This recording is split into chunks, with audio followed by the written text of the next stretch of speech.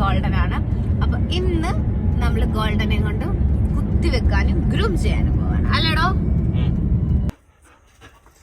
അങ്ങനെ ഗോൾഡനെ കുത്തിയൊക്കെ വേണം. മനസ്സിലായി കാറും കാര്യങ്ങളൊക്കെ കണ്ടപ്പോ. പക്ഷെ നമ്മൾ ഇച്ചിരി അനുസരണം പഠിപ്പിക്കുക.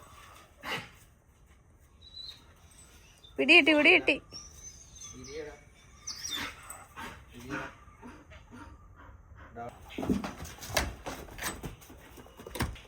ഗോൾഡൻ അങ്ങനെ കാറിനുള്ളിൽ കയറിയിരിക്കുന്നു. അനുസരണമുള്ള കുട്ടിയായിട്ട് തുടങ്ങിയിട്ടുണ്ട്. സ്ഥലങ്ങളൊക്കെ കാണുന്ന കാര്യങ്ങൾ തുടങ്ങിയിട്ടുണ്ട്.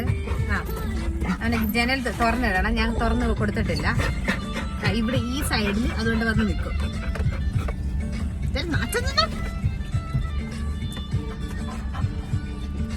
കാഴ്ചകളൊക്കെ കണ്ടോ?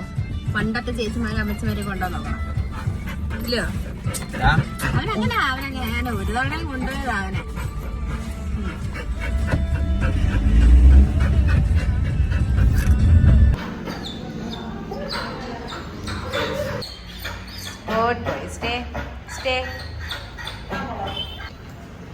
കുത്തിയോ? അയ്യേ ഗോൾഡാ കുത്തിയടാ. കുത്തിവെപ്പെല്ലാം കഴിഞ്ഞിട്ട് നമ്മൾ ഗോൾഡനെ ഗ്രൂം ചെയ്യാൻ കൊണ്ടുവന്നിട്ടുണ്ട്. സാധാരണ ഇത് കുത്തിവെച്ച് കഴിഞ്ഞതിന് ശേഷം ചില ഡോഗ്സിനെ നമ്മൾ കുളിപ്പിക്കാറോ ഗ്രൂം ചെയ്യാറോ ഇല്ല. പക്ഷേ ഇത് നമ്മൾ ഡോക്ടറിന്റെ പെർമിഷൻ എടുത്തിട്ടാണ് ചെയ്തത്.